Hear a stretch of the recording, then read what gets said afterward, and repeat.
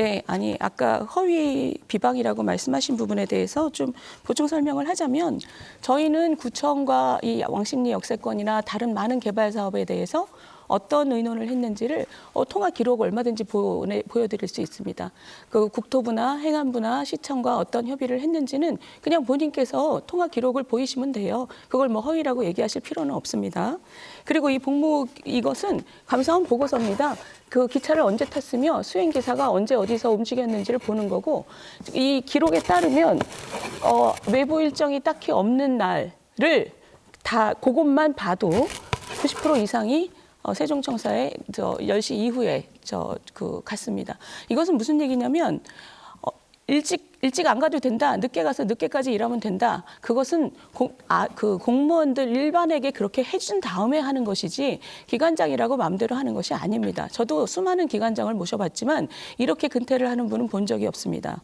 그것은 뭐냐면 우리가 법으로 징계하지 않는다고 해서 한심하지 않은 것은 아닙니다. 이것은 이렇게 출근하기 싫으면 회사를 그만둬야지 왜 다음 정권 들어섰는데 계속 버티고 있습니까? 저는 그 정도 말씀드리고요. 지금 제가 드릴 말씀, 어제도 말씀하셨는데 그 한강벨트, 성동 굉장히 중요하다고 말씀하셨습니다. 근데 그게 왜 중요하다는 건지 제가 못 들었어요. 한강벨트와 성동, 한강벨트가 무슨 의미입니까? 1분 30초 다 됐습니다. 답변해 주시죠. 네, 윤희수 후보께서 책임을 져야 될 것 같습니다. 그 허위 조작 감사에 대해서 공수처 현재 수사를 진행 중에 있고요. 공수처의 결론이 나올 예정입니다. 그리고 그 공수처의 감사원의 근태 문제에 관해서 사실상 감사위원회에서 사실상 무혐의 결정인 책임 불문 결정을 받았습니다. 그래서 이 부분에 대해서는 그리고 장관급 기관장은 다시 말씀드리지만 출석 시간을 체크하지 않습니다. 그래서 실제로 제가 언제 출근을 했는지 퇴근을 했는지에 대한 정확한 기록 자체가 존재하지 않고 있습니다. 그래서 지금 관용 차량이 드나든 기록을 가지고 저희 출근이라고 유출을 하는데요. 실제로 저는 걸어서 출퇴근도 많이 했고, 그리고 이 관용 차량에 들어가기 이전에 아침에 조찬 모임이라든지 많은 업무를 보고 출근을 하는 경우가 많이 있습니다. 그래서 아침 새벽부터 밤늦게 거의 12시까지 그야말로 밤낮 없이 하루 24시간이 부족할 정도로 열심히 또 일을 했던 저를 마치 9일간만 정시에 출근을 했고 근무 일도 안 하고 이렇게 태만했던 그런 사람으로 지금 이 자리에서 매도하는 것에 대해서 윤희수 후보께서는 어떠한 책임을 지실 것인지 매일 책임 말씀하시고 책임 정치를 말씀하시는데 이런 엄청난 사실에 기인하지 않은 저를 매도하는 이 부분에 대해서 만약에 그것이 사실이 아님이 밝혀지면 어떤 책임이 지실 것인지 거기에 대해서는 저는 매우 궁금합니다.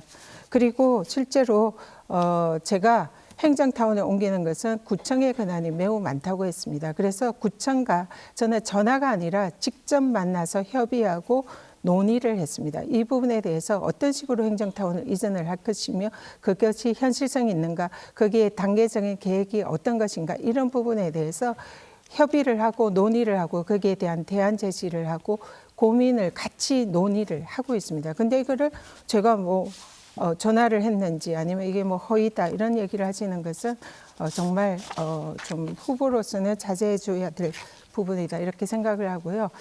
그래서 아까 아버님 문제의 경우에도 윤희숙 아버님이 어쨌든 벌금을 내시고 거기에 생긴 그런 이제 수익금에 대해서는 사회에 한해한 것에 대해서는 저는 매우 높게 평가를 합니다. 그 부분에 대해서는 훌륭한 일을 하셨다 생각을 하고요. 다만 윤희수 후보가 KDI에 근무를 할 때에 전후로 그 부위에 연고가 없는 아버님이 그 일대에 개발이 예정이 되어 있는 그 땅을 산 부분에 대해서는 너무 길게 말씀하시는데 의원님 이거 한강벨트에 무슨 의미인지 제가 여쭤봤거든요. 한강벨트와 성동이 왜 중요한지? 이번에 선거는 사실상 윤석열 정권의 민생 파탄, 민주주의 위기, 그리고 또 권력기관을 동원한 그런 여러 가지 정책 실정, 그리고 또 여러 가지 외교 무능에 대한 또 경제 파탄을 야기한 민생 파탄에 대한 책임을 묻는 그런 정권 심판 선거의 그런 의미가 매우 크다 생각을 합니다. 그랬을 때 지금 이 민주당이 야권이 이런 정권 집권과 이 정책 기조를 바꾸기 위해서는 총선에 승리를 하는 것이 자, 그만 매우 거기까지 필요하다 듣겠습니다. 생각합니다. 한강벨트와 성동이 중요하다고 말씀하시고 다니시면서 한 번도 생각을 안 해보신 것 같습니다. 그리고 지금 소명을 한 번도 하신 적이 없습니다. 지금 공수처의 수사를 받고 있다고 했지만 감사원의 이 보고서의 문제점은 뭐냐면 본인이 얘기하는 문제점은 제보를 받았는지 여부를 본인이 고발하신 거고 본인의 지각 여부에 대해서는 이때까지 어떤 인터뷰에서도 소명하신 적이 없어요. 자, 그리고 제가 마지막 질문 좀 드릴게요.